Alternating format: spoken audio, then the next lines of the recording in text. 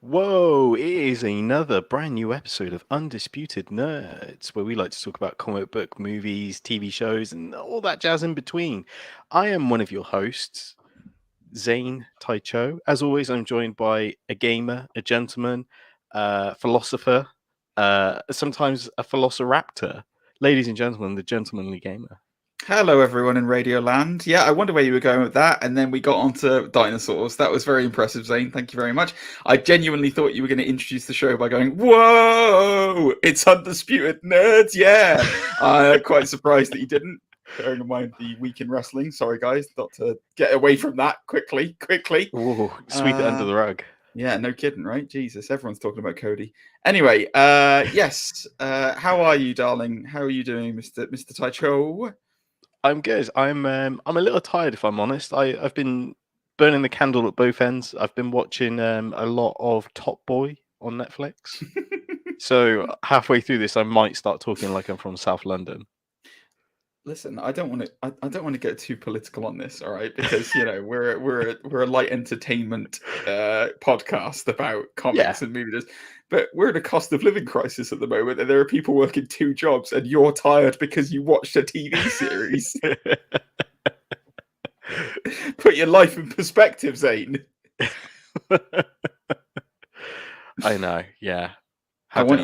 Can I also ask that you do turn into an East End gangster? Because then it'll sound like somebody we used to work with. But doesn't Idris kind of toe the line in terms of like being a Cockney geezer and being from Hackney? Oh yeah, Idris is a sexy hard man. So there's no confusing what his intentions are for. That sounded weird. I don't know where I was going with that. Anyway, let's move on. What are we talking about today, Zane? Today we are going to look back at the brilliant catalogue of movies of Bruce Willis. We thought it'd be great to look back at some of, again, the fantastic movies he's done, including Die Hard. So we'll tier Die Hard, but at the same time, we'll also reflect on some of our personal favourites, I guess. Some of his bangers he's done over the year. So yeah, this is for those of you who listened last week. Obviously, we covered on the show in the news that he's retired officially. He's got, unfortunately, a neurological disorder that is going to stop him from ever being able to act again. So we thought we'd do a little tribute show to him this week, just doing, as Zane said, tearing Die Hard and talking through his career over the years. So I'm looking forward to that. But before all of that, Zane. All of that? Well, before all of that. I can't believe you've only been watching one. Is that literally all you've done this week, is just watch that TV show and worked? No, there's been a lot of wrestling, like you said. And yeah, it might be it, actually, thinking about it. Yeah, okay. I'm behind on my comics and manga and anime and stuff. So, yeah. I'm behind on my comics and man. That's what I'm behind on.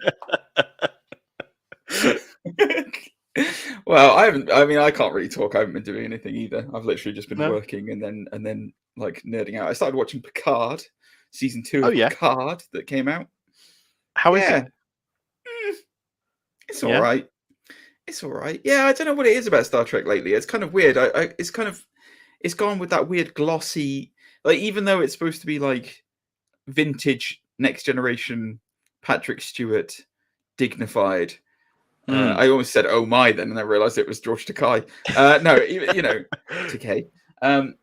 Yeah, it's kind of like gone that glossy J.J. Abrams like lens flare style Star Trek. Yeah, it just feels really like polished and like. And I know it's like, I know Star Trek was always pretty clean, but it was also like it was never like just movies. It just feels, I don't know, there's a I don't know what about it that is making me feel weird about it. But I love Patrick Stewart. It makes me he brings tears to my eyes when I see him. He's such a lovely man. That's true. Talking of bringing tears to one's eyes, I watched, I don't know if you've seen it, Josh Brolin on Hot Ones, eating hot wings. I haven't seen it yet. I saw that he was at. I love. Oh my god! Do you watch the whole channel, First We Feast? Now and again. Right. So on First We Feast, not only is there hot ones, there's also burger scholar sessions with a guy called George Motes. And I don't think I've seen that. He's never gonna watch this, but George Motes, you're a hero of mine. You're incredible. Me and my wife watch his show all the time. Basically, he wrote a book called Hamburger America, which is it chronicles the history of the American hamburger, which is quite detailed, and there are a lot of variants. And he knows how to make, basically, hamburgers are his life. And so he knows how to make every single hamburger across America and across the world. So, like, there's some weird variations. Like, there's a steamed hamburger where they steam the burger and the cheese. There's one from Australia where they put like pineapple in the burger and all these, and beetroot in a burger. No. It's so weird, but like I really want to try it. But yeah, it's fascinating. Like, there's others where they like grill the burgers like you would a toasted sandwich. So they put it in a flamer on the side. Sorry, this is really boring, just talking about burgers now, isn't it? On the show, on a comic book show. Sorry, everyone who's listening. Welcome to me approaching my 40s. But yeah, it's fascinating. George Motes is amazing. So guys, if you haven't watched First We Feast for hot ones, watch it for hot ones, but also watch it for Burger Scholar sessions because they're fantastic, and they're quite short as well. So they're only like 15 minutes long. So it's quite a nice bite-sized chunk. Oh, I'll tell you something exciting that happened this week as well. Here we go. Yeah, it's going to be a bit of a flex. Mm-hmm. I read Tom King's. Oh, there it is. I know what it's going to be. I knew you were going to talk about this. I wasn't sure when it was going to come up in the show, if it was going to be at some point when we talk about Batman, or if you were just going to do it straight from the top. Yes, go ahead, Zane. What happened with Tom King this week? So I read his new comic, Batman Killing Time, and there's 2 panels in that first issue that made me like chuckle to myself, and it's like Jim Gordon sighing, like rubbing his forehead sort of thing, and then the last panel he turns to Batman and he says, because the whole idea is that there's been a heist by the Riddler, and Batman was like, it wasn't from Vault 5, was it? And Jim Gordon goes, yeah, why? And as he turns around, he goes, is that bad? And Batman's already gone. And then he turns back around and he just says, like, explicit word, if you know what I mean. And I was like, that was brilliant. The problem is, whenever I think of that, I fill in the gap as like a West Country accent. And then just go, effer. Oh, bugger. Oh, bugger. That little swine. So I did a tweet just based off those 2 panels saying I'd love Tom King to do a Jim Gordon book, because I feel like those 2 panels just encapsulate him amazingly. And he liked the tweet and retweeted it and says, I'm in. And I was like, oh my God, Tom King saw my tweet. Oh, look at you. I once, again, forgive the wrestling comparison here, guys. I apologize.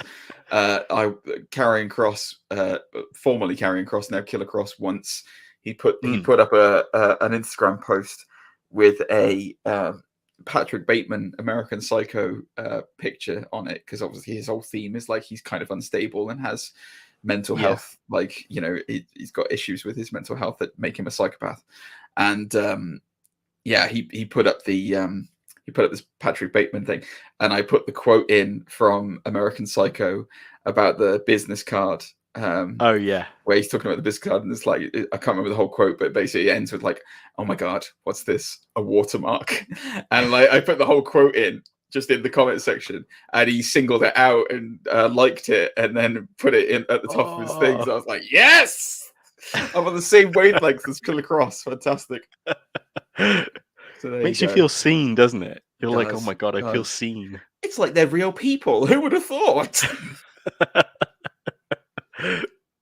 But yeah, well, Mr. King, if you're Tom King, that is, not Stephen, if you're watching, then come talk to us, because we'd love to have a conversation with you at some point. Should we move on then, Zane? Should we get on to our regularly recurring segments for the week? Yeah, let's do it. Let's jump in. Well, you know what time it is, don't you? It's time to say, what is all the rage with Nicolas Cage?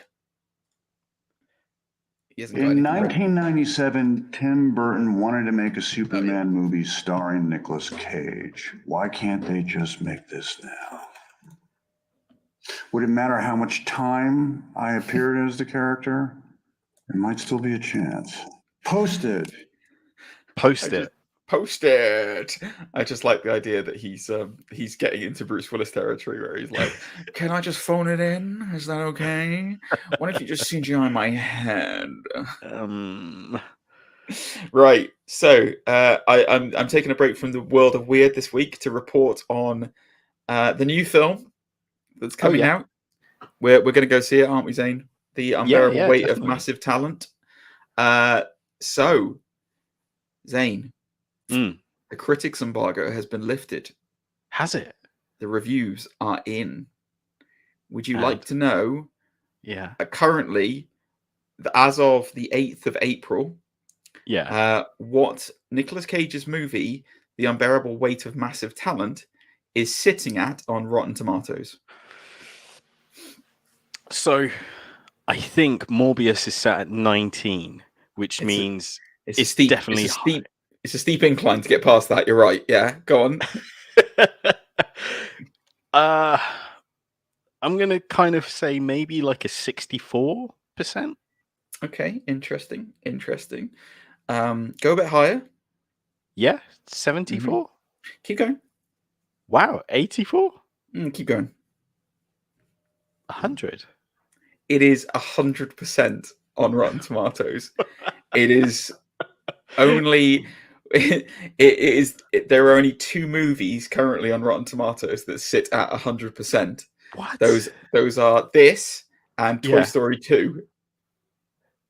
Toy Story 2 and this are the only 2 movies that have been able to keep 100%. Even Paddington 2 has been knocked off the 100% mark. It is apparently perfect. I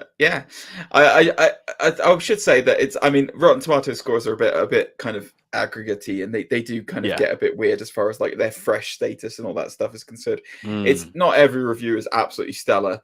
To be fair, the majority of all the reviews are very it's very, very good. Apparently, this film, like, it's really good, and everyone seems to just be absolutely loving the fact that Nicolas Cage is being himself.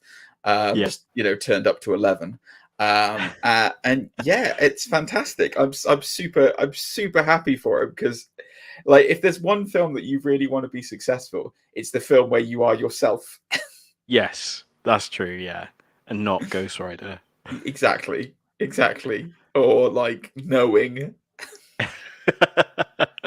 where he yells at a man on fire leaving a plane.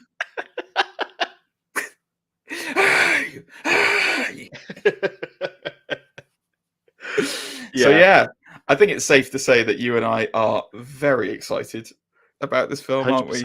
I can't wait. I don't know whether I'm more excited for him or Pedro Pascal right now, because like, but I didn't realize you hadn't, like, that bit in the when we went to see Morbius, and there's the bit in the trailer where they're trying to get over that wall together. It's amazing. It's so good. It's so good. It's so good. So yeah, there we go. Nicolas Cage's as of the 8th of April, it's currently 100% on Rotten Tomatoes. Unbearable Weight of Massive Talent, starring him and Pedro Pascal. I can't wait to see it. I'm super excited. So there you go. We'll have more. We'll probably go back to more weird and wacky Nicolas Cage news next week, unless we've seen the film. in which case we'll be talking about that. So moving on then. Should we get into this week's tips and bits? Oh, tips and bits. For those who don't know, we like to sit back in our armchairs. We'll get a nice little cuppa, and we will listen to Gigi talk us through all the latest news. That might be in an armchair. I don't know where it came from. Somebody put an armchair underneath me whilst I was talking. These are not necessarily the hottest of newses, but we like to talk through and do a bit of a deep dive analysis into what it means. When I say deep dive analysis, I mean our opinions. So yeah, let's go on. So crazy news this week. There has been, in the world of comics, a new record set, Zane. Would you like to know that? Would you like to know? I'm assuming you do, because you're listening to Tips and Bits. But there has been a single issue comic book sold for a record-breaking $3.12 million Would you like to know which superhero now holds that record? I think Spider-Man was the last one to hold it, so I don't think it's Spider-Man again. Is it Marvel or DC? It is Marvel. It is Marvel. Fantastic Four? Nope. Ready for this? It might take you by surprise because it did surprise me. That's why I'm bringing it up on the thing. Okay. Yeah. Captain America #1. Wow. Captain America #1 sold for $3,120,000. Is that the issue where he punches Hitler? Hitler. That is the issue where he punches Hitler. Correct. He joins only Superman and Spider-Man as the only other two whose debuts have sold for more than $3 million. Surprised at that because I was. Yeah. I mean, I know Cap is unbelievably popular now thanks to the MCU, but even so, you would expect that to be an Iron Man or like a Batman, like a Batman #1, like Detective Comics #1. Like you wouldn't expect it to be anything. I'm surprised at that. What are your thoughts? Yeah, definitely. I mean, it's nice that has its place in history now. Considering like how it's a point in time, isn't it? Like it's kind of Captain America punching Hitler. It doesn't kind of sum up the time frame that it's born from. No, but yeah, it's like you said, out of like 87 years worth of comic book history, Man of Steel, well, not Man of Steel, but Action Comics and Detective Comics, as you said, like Batman, you would assume would be in that category by now. Yeah, I mean, as far as kind of like, I would have put Iron Man and Batman way above, even the X-Men to a point, way above Cap in terms of kind of popularity. It's just shocking. Like it really is, because I guess you don't realize the effect that the MCU has had on mainstream characters like that. I wouldn't be surprised if we see Batman or Iron Man next as being like the next ones to breach 3 million, or like Fantastic Four or something. I mean, I guess when the movie comes out they'll increase a lot in popularity again, but like Justice League or first Avengers team up, Wonder Woman as well. So I mean, you think about all these films, it's definitely the popularity of comic book movies over the last 20 years that has like propelled this into like the upper echelons of ridiculousness. But it's just a surprising addition. I just thought it was worth bringing up because I'm genuinely shocked that it was Cap that got there with Spider-Man. You think about those names: Superman, Spider-Man, Captain America. Oh, okay. But that's true. Right. So this is an interesting thing to talk about, and this is an interesting thing to go through. It's not what you're thinking, Zane. I can see what you're thinking it's going to be. That's coming later. So Michael Bay has made a new movie, and he's promoting it, doing the rounds, promoting a film called Ambulance, which he's made with Jake Gyllenhaal. Correct. So he had an interview with Screen Rant. This is a very long quote. I will read the very long quote out. But it's interesting because it shows some insight into his mindset when he was making the Transformers movies. So perfect. I'm going to read this all out, and we can digest it afterwards. So this was in relation to his target audience when he was doing test screenings might not be the one that he actually expected it to be. Oh. So who he was going for was not necessarily who he should have been going for. So this is the direct quote from Michael Bay. "I'm telling you, here's a little trick. When directors go pre-screen their movies, we're testing them. You see what they feel and whatnot. And I've got the sound thing there. You want to throw up. Every director wants to throw up the first time a big audience is looking at that thing. And you'll see people walking down slowly into the test and you want to grab them. No, hang on. There's a big scene. If you miss the scene, you're going to miss the whole thing. So it's intense, like Transformers. So 2 houses, 400 people in each house, starting 15 minutes difference or something like that. I'm now watching it with a whole bunch of families and kids, and I'm like, okay, dumb robot movie. Oh my god, it's just a kids movie. Oh man, oh, what did I do? It gets a huge score, and it was unfinished. Then I go to the next theater, and I've got the sound thing, and there's an empty seat, and there's a guy, whatever. This is more of the adult kind of room, and I look to the guy to the left, and I ask, do you like this movie? And he goes, meh. And I'm like, oh, this is terrible. I just made a terrible movie. Whatever. Huge maximum score, like a 94. That's a spectacular movie score. That's the end of the quote. So, a couple of things to break down from that. Firstly, Michael Bay apparently has nervous breakdowns every time he watches a test reading of his film. Michael Bay. That explains why he walked off stage during that weird Samsung TV thing where he just froze.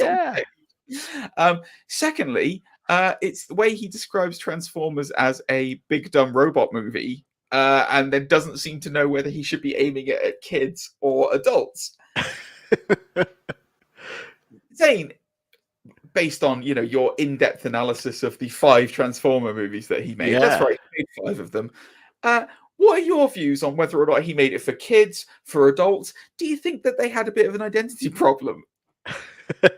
Yeah, I think it definitely suffered from an identity crisis because, one, it's aimed at kids to sell action figures and Happy Meals and everything else, but at the same time, there is a loyal fan base that's been living in a Transformers world since the 80s, and this is probably their dream to see a live action adaptation. So yeah, it's either sell tickets with a nostalgia pop or sell tickets for Happy Meals. Exactly. Everything else, So yeah, I can understand that. So there you go. Yeah, I just thought it was a really interesting. It's just a really interesting insight into the mind of one of the world's most famous directors, and how seemingly all over the place he is when he makes a movie sometimes. Did you see the quote he gave about his conversation with Spielberg about the franchise? No. Oh my god, you're gonna love this. So he said in an interview that Spielberg approached him. I can't remember which Transformers movie it was, but approached him and said, "Why don't you just stop making these?"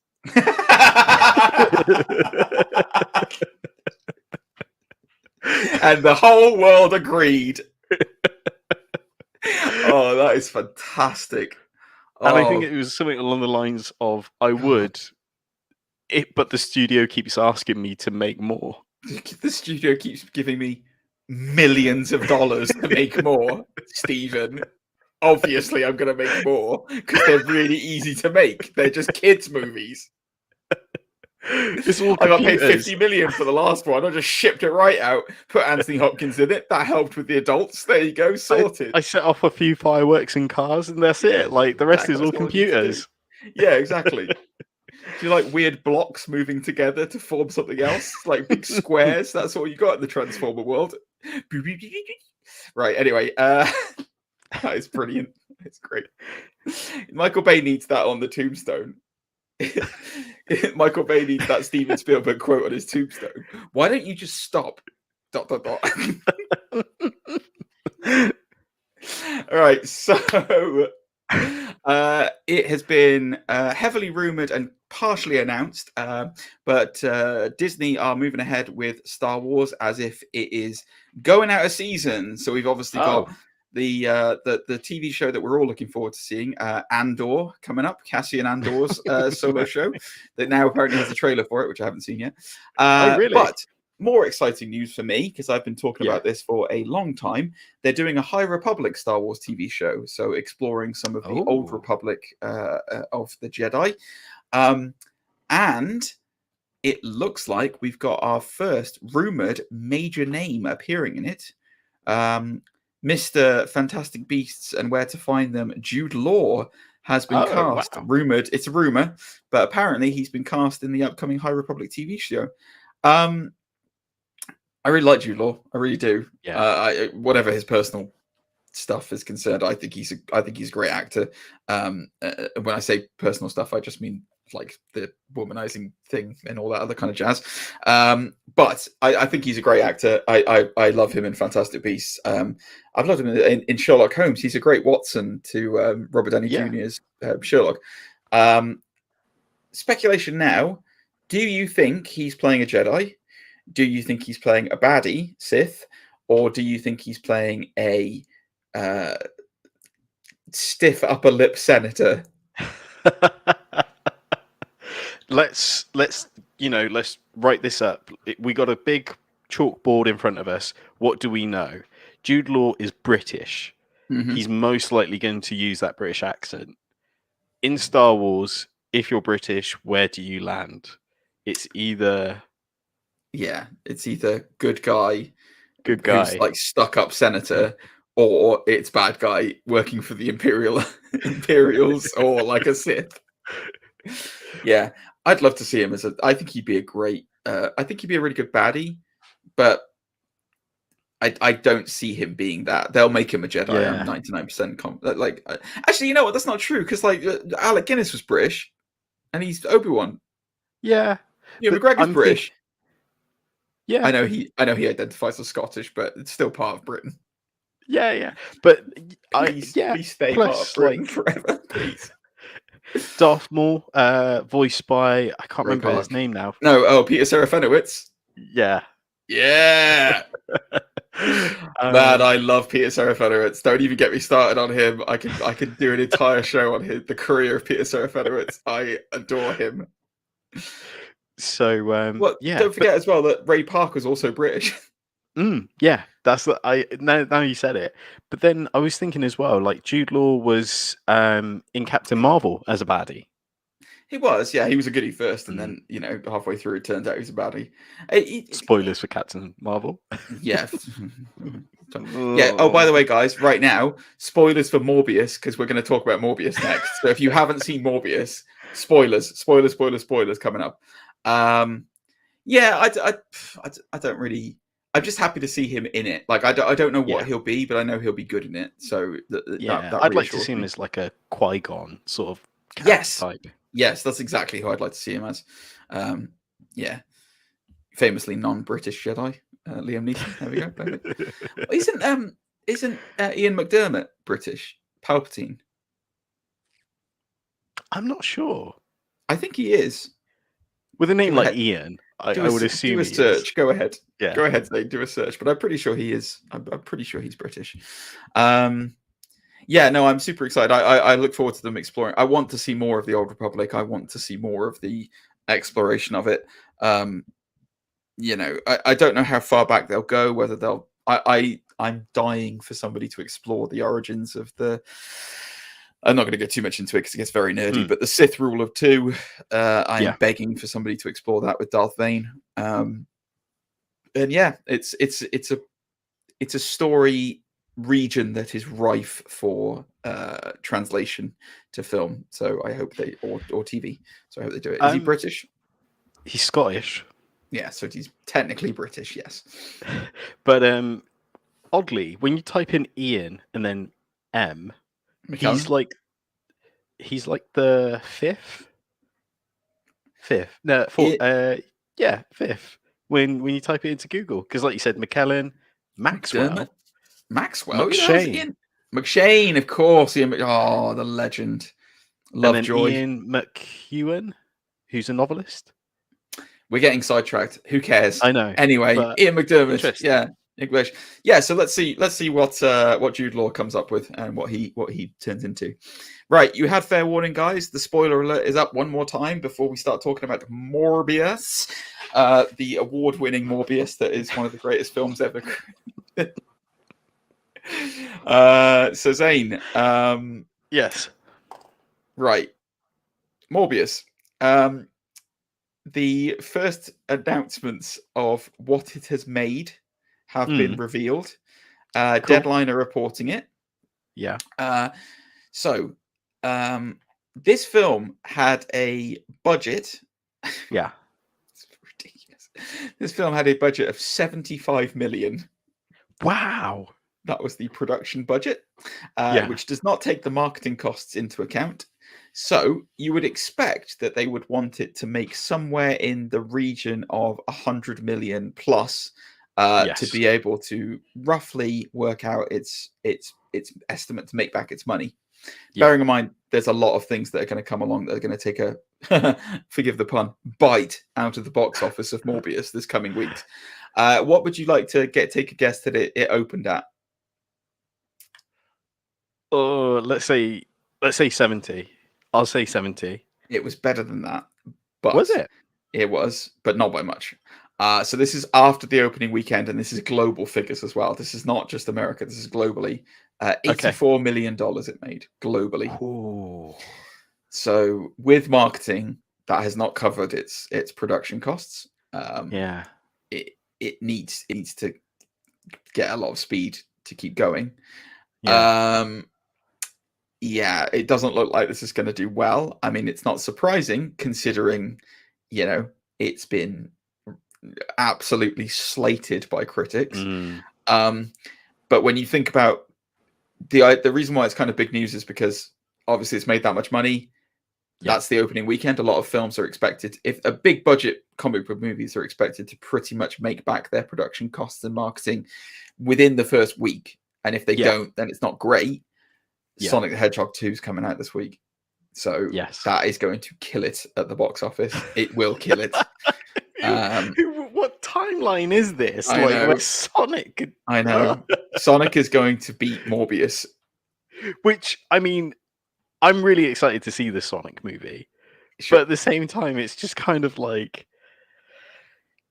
Yeah. So anyway... I learned this... go ahead. No, go on. No. You learned what? I learned this week that the writers behind this movie were also the writers behind is it Egyptian Gods with Gerard Butler? Yeah, that film. Oh God! Wait, so they did Morbius. The writers of Morbius. Yeah. They wrote Egyptian God. No wonder it's. I can not swear. Only that, we're half an hour in. I can swear. No wonder it's shit. Jesus. Not only that, The Witcher, starring Vin Diesel. Or The Witch Hunter. The Witch Hunter, yeah. I was like, The Witch Hunter. The Witcher? What, the Henry Cavill show that's actually good? What? No. You're sending me all over the place, Zane. I don't know what to think. Oh my God. Well, that explains a lot. Jesus. Have you seen Egyptian Gods? I have, yeah. It's terrible. I know. I can't tell you what happened in that film. It killed Gerard Butler's career. That's what happened in it. That's what happened. Don't tell my wife that. She loves Gerard Butler. Of course she does. Of course your wife loves Gerard Butler. Her favourite trilogy is the Olympus Fallen trilogy? Oh, yeah. Well, they're very good. To be fair, they're really good. You mean the Have Fallen trilogies? Yes. Yeah. Was it Olympus Fallen and Olympus, London and Angel? Is that's the Angel, three, yes. Yeah. Is it what trilogy is that? The Have Fallen trilogy. Not really very, very poppy, is it? Anyway, So speaking of Morbius, whilst we're on this kick, the director Daniel Esposito has been doing the rounds this week a lot, as you would imagine. So there's quite a few quotes that we're going to go into. There's three articles that I'm going to talk about, all condensed into one, just talking about his stuff, and we'll go through them. Okay.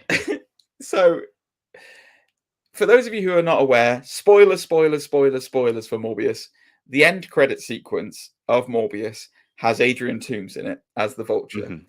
There was a lot of trailer talk beforehand because there's a lot of scenes that are in the trailer of Vulture that are not in the actual film.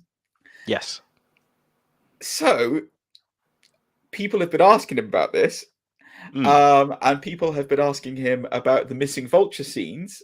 And about studio interference as to whether or not that's the reason why it was not included. And he's dodging all the questions. He's not answering it. He's not answering it outright. So, so I'll read this quote. So, somebody literally asked him, what's the deal with where the missing Vulture scenes are? And he goes, the first thing that happened was that we had Michael Keaton because we were planning on doing this, but then when Spider-Man No Way Home came out, it said, this is how the visual effects are supposed to look like. And then the idea of him just encountering Morbius in the universe just seemed too complicated. But then we did put it in the end. What? The idea of having different timelines was something that was, for me, introduced within the movie universe with Into the Spider-Verse. He said when pushed to elaborate. We were talking about making the movie. Spider-Man Into the Spider-Verse had just come out, and it was a huge success. And I told the guys, I said, this is super common among comic book readers. So Vulture's not a criminal in that universe just yet. I think there's more one of those scenes that are made that when you have scenes before that in a movie comes along that will explain that reposition. Wow. So basically, he just tries to talk himself around, like getting out of talking about the studio involvement at all. It's incredible because one of the first things that you and I said when you watched the film is like, this makes no sense whatsoever as to why he's in this. No, it doesn't make any reasonable sense. By the way, as well, I saw, oh man, I think it was IGN or somebody covered it where they did a top 5 questions unanswered from the Morbius film and the post-credit sequence. Really? And one of the first things that I said to you in the cinema was, and one of the first things that they put in their list was, where the hell did he get the Vulture suit from? It's made from Atari tech. I was like, yes, and Stark tech as well, isn't it?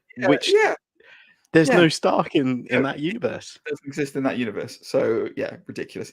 But whilst he was on a bit of a roll talking about Uproxx, Daniel Esposito also talked about, he also talked about how much of a method actor Jared Leto was. So, now, I will say this.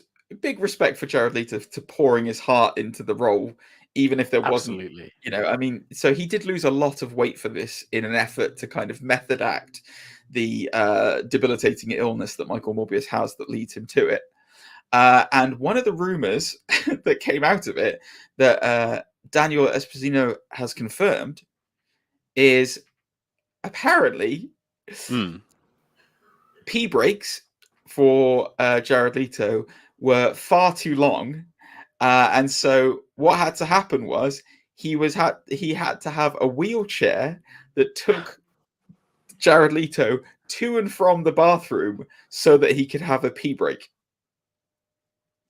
Oh, so he was doing this in character, as in like he was so emaciated, ill from method acting that he had to be wheeled to the bathroom to have a pee break.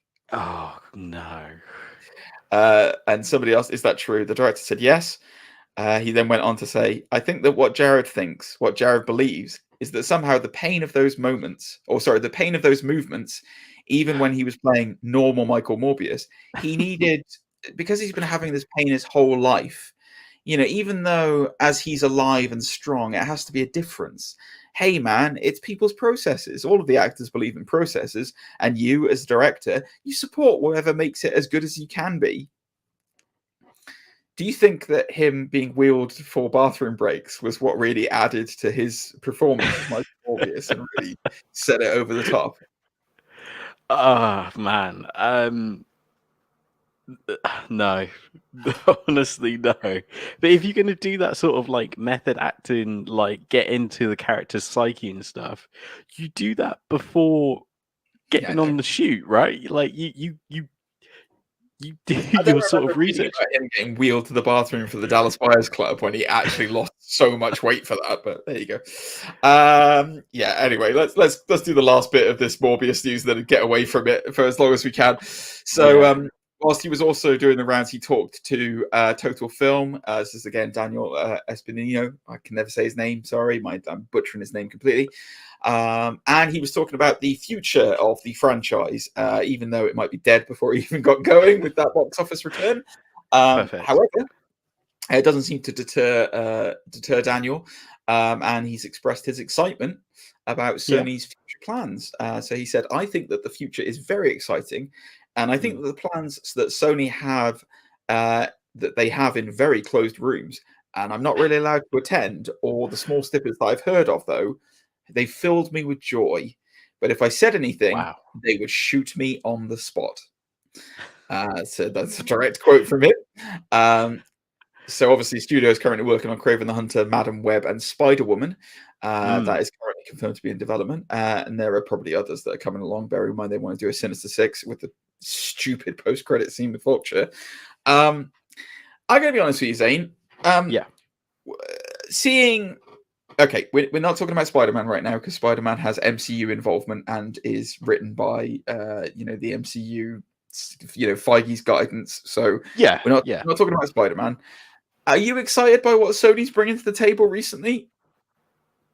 No. Well, I mean, a part of me is interested to see what they do with Madam Web and Spider-Woman. Here's the only way that I will be happy with this. This is the only way I will be satisfied with this. So, I will only be satisfied if the explanation for why Vulture has some kind of Stark tech or some kind of like weird Vulture suit is because they're in the Amazing Spider-Man universe. Yep. Somehow, in the weird transference of people forgetting about Peter Parker being Peter Parker and going home, whatever, somehow Andrew Garfield brought back Stark tech web shooting capability stuff from Tom Holland Spider-Man, which is how there is some form of Stark tech in that universe. And if Morbius and Vulture are part of the Amazing Spider-Man universe, and it's going to be Amazing Spider-Man 3, which we all want to see now because Andrew Garfield's amazing, and have it be in that universe and set along those lines. That's the only way that they can kind of bring it home with this stuff. I'm super unimpressed with Morbius. I'm super unimpressed with Venom. The only thing that Sony have done right without Marvel Studios, the only thing they've done right is Into the Spider-Verse. That is the only thing that they have done right. So make it like that, guys, because you got a really good film, man. Make it like that. Which today was supposed to be its original release date for the sequel. Yep. Don't remind me. Okay. Oh, I guess the quickest way to fix things is if they say it's Oscorp technology. Yeah, it could be. But, I mean, what, you mean he just found it in that bunker full of stuff that Harry Osborn goes into? What do you do? So anyway, moving on. Let's get away from Morbius, but let's still talk about Spider-Man. Let's still talk about the MCU and that whole shebang. Ooh, Doctor Strange and the Multiverse of Madness. You and I have booked our tickets already. We are going opening night. We will be doing a review, guys. We will be doing a podcast afterwards. Do not worry about that. It has sold more tickets in a 24-hour period than any other movie this year. Are you surprised? Wow. Yeah, because we had the Batman. Well, it sold more tickets than that, baby. Wowzers. Yeah, I don't have the details of how many tickets it's sold, but apparently, yes, it is the highest ticket sales this year, beating Batman quite comfortably. Apparently, it's going to be a big hit. And in addition to that, talking to Fandango, not the wrestler, the filmmaker who has made it, Sam Raimi, he talked about his future and his future involvement with the MCU and the possibility on whether he's game to return for Tobey Maguire's Spider-Man 4. Oh, no. Really? Here's the quote. I've come to realize after making Doctor Strange that anything is possible. Really, anything in the Marvel Universe. Any team-ups. I love Tobey. I love Kirsten Dunst. I think all things are possible. I don't really have a story or a plan. I don't know if Marvel will be interested in that right now. I don't know where their thoughts are about that. I haven't really pursued it, but it sounds beautiful. Even if it wasn't the Spider-Man movie, I'd love to work with Tobey again in a different role. As for whether he'd be open to telling more stories in the MCU, Raimi responded, absolutely. It's like the world's best toy box to be able to play at Marvel. I'd love to come back and tell another tale, especially with the great management that they've got here. Now, amazing. I will say this, that is, when you think about how he left Marvel involvement back in 2007, from what I can gather, it was rife with studio interference because he never wanted Venom to be in Spider-Man 3. It was Avi Arad and those side of things that wanted to push Venom into it. I'm of the opinion that they definitely shouldn't have put Venom in it. They should have kept it as just Sandman. I think it would have been a beautifully structured story with just Sandman in it. Apart from the Uncle Ben killing thing, that was terrible. But would you like to see Raimi? I mean, we haven't seen Doctor Strange yet, so we're all just assuming Doctor Strange: The Multiverse of Madness is going to be amazing. it could turn out to be poop. However, I think the signs are looking very good that it's going to be fantastic. Would you like to see Sam Raimi come back and helm something else? I think so, because looking back at his work, Spider-Man 1 and 2 are just mesmerizing. Like they live in the zeitgeist, like love it or hate it. Like they are held on a pedestal, you know, unlike some of the other sort of superhero movies. At the same time, like you can see how much, well, you can see from the trailers, like his passion and his vision in the Doctor Strange movie. I mean, he could really inject a lot of life into some really skew sort of characters, and B, like look at Doctor Strange, for example. I know we've been building Doctor Strange in loads of little movies anyway, but Doctor Strange 1 didn't really set the world on fire. And like with the, I enjoy it, but at the same time, like for a lot of people, it doesn't, you know, a lot of people still rock Guardians more than they rock, you know, Doctor Strange 1. Of course. Yeah, I mean, Guardians is I agree with you. I do agree with you. I think Guardians is a tricky thing to compare it against because Guardians is an ensemble piece. So there's always going to be somebody in that you kind of like. You know, it's like a lot of people like Zoe Saldana. A lot of people like Chris Pratt. A lot of people like Dave Bautista. You know, it's like there's always going to be somebody that you like. With a solo movie, I think the thing that lets Doctor Strange 1 down is, unfortunately, and it really pains me to say this, it's the villain. Kaecilius was not a great villain, and Mads Mikkelsen, I'm sorry, was completely wasted. Wasted. Recast as Doctor Doom. That's all I want. He needs to come back as Doctor Doom. But then a good director, like, I mean, shoot me on my shot, but a great director would have, you know, seen the potential there, couldn't they? And I think Sam Raimi's one of those directors that could, you know, see the potential in a lot of Marvel characters. I'm very reassured. Yeah, there's I didn't cover it in the news, but there was another, whilst he was doing the rounds, he also mentioned that apparently Marvel asked him to lean into his horror background quite heavily for this film. I assume it's because we're going to get some Marvel Zombies involvement, I would assume. Because for those of you who have seen the trailer, it looks like there's a funky ass Doctor Strange at the end of it. What I want to see, and this is fan theorying, I want to see Sam Raimi tackle the Hulk. I want to see Sam Raimi do a almost a body horror version of the Hulk, and the duality of the Jekyll and Hyde scenario. So they could base it around the Immortal Hulk run. I was just going to ask you, is that based on? Because I think with Raimi at the helm, adapting that into a film would be amazing. But yeah, anyway, we'll see. We shall see. But yeah, I'm excited. I can't wait to see it. Right. Well, I've saved the best till last, saying this is the last bit of news, and then we'll move on to the Bruce Willis stuff rapidly. I apologize. We've done a lot tonight. Ezra Miller. Yes. We love talking about him on the show, don't we, Zane? Yes. The chokeslam artist, chokeslam specialist, Ezra Miller has been at it again. We obviously spoke last week about his infractions and the naughtiness he's been up to. It has been reported that Warner Brothers has apparently hit pause on all future Ezra Miller projects in wake of the actor's arrest. The studio is now claiming that it is more of an exaggeration that has happened. Yes. Okay. Whilst we're talking about this, there has now been basically a massive trend. So fans have campaigned for Grant Gustin to replace Ezra Miller as the Flash in the DCEU. So, yes, make this happen. Immediately make this happen. That's my first thing.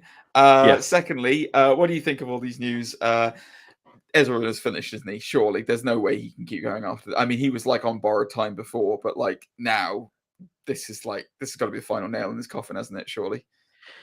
There's loads of ways to look at this. Like, obviously, the first thing is, Ezra Miller needs help on some scale. So, I really hope for his sake that he gets the help he needs and everything else. At a studio level, it's a bit of a nuisance that they haven't like made moves in terms of, sorting things out in terms of either A, the movies, or B, him as an actor. And the reason I say that is you look at the handlement of Ray Fisher, who's completely been booted out of all of sort of Warner Brother sort of movies and stuff for speaking out for sort of injustices on sets and such. And yet here's Ezra Miller, who should be on a press tour for Fantastic Beasts and God knows what else was in the pipeline. So it's a bit of a salty sandwich. I think there was another point I was going to make, but I can't remember what it was. It's a little bit of a salty sandwich. Oh, Grant Gustin as well. Like Grant Gustin. He's great at being the Flash and stuff. But for those of you who are not aware, by the way, Grant Gustin plays the Flash in the CW TV version of the same character, the Flash, and he's excellent. And I've said this to you for ages. He should be the mainstream Flash because he's great at it. He is fantastic, but the poor guy's like had enough of the TV show. Like he's been doing it for 8 years, and it's a really demanding role. Right, it's so demanding. Oh yeah, you're right. I sympathize so much for him coming out and needing to star in a multi-billion-dollar movie. Where he'll get paid probably like $5 million for doing like a couple of weeks' work. You're right. Poor Grant Gustin. Oh, but poor him. He's been trying to get out of 8 series of the Flash. He's stereotyped already, all right? Like, forget it. He's a great Barry Allen. Like he's the perfect. Without a doubt. The writing on CW is sketchy sometimes. I will give I'll definitely say that. But like the way that the earnestness that he brings to Barry Allen and the not the necessarily, well, certainly in the early days, like the wild-eyed innocence of being a superhero and being introduced to it, it fits so well with that character. It needs to happen, even if they don't bring him in as Barry Allen.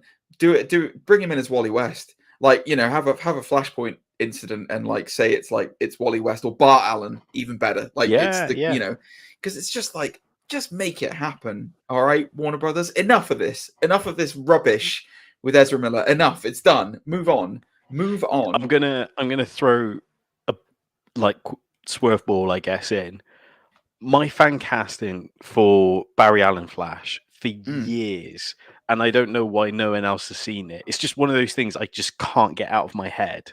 Is Ryan Gosling as Barry Allen? That will never happen. I know it will never happen in a million but it years. Just seems like the perfect fit. I think I disagree with you politely. Yeah, because Ryan Gosling's too cool. At the heart of Barry Allen, he's a nerd.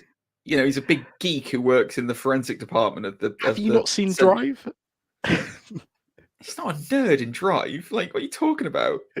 He's cool as hell in Drive. What are you talking about? Everyone wanted awkward. That doesn't mean that you're. Zane. Move on. No. Move on. I shoot down your Ryan Gosling fan cast. Ryan Gosling with Batfleck. Yeah, there it is. What is it with you with just handsome men? What is this? Is this your like? Is it a hard ask? Hard ass? Yeah, it definitely is. So I just have a good-looking Justice League. I want Batfleck. I want Ryan Gosling as sexy Flash. I want to bring in George Clooney as Martian Manhunter.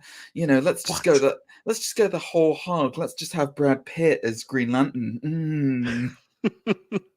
That's what you want, your isn't it? fan cast.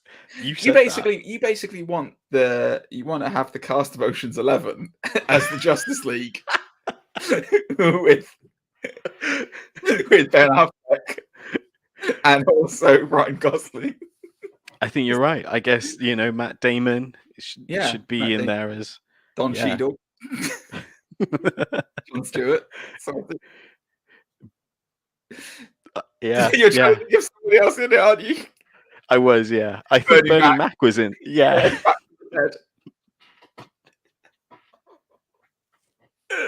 What's his name? Carl Reiner, back from the dead as well.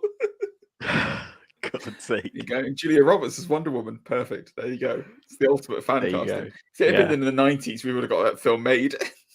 Jesus, we would have been millionaires by now. I know. Where were we in the 90s? Where were podcasts in the 90s, guys?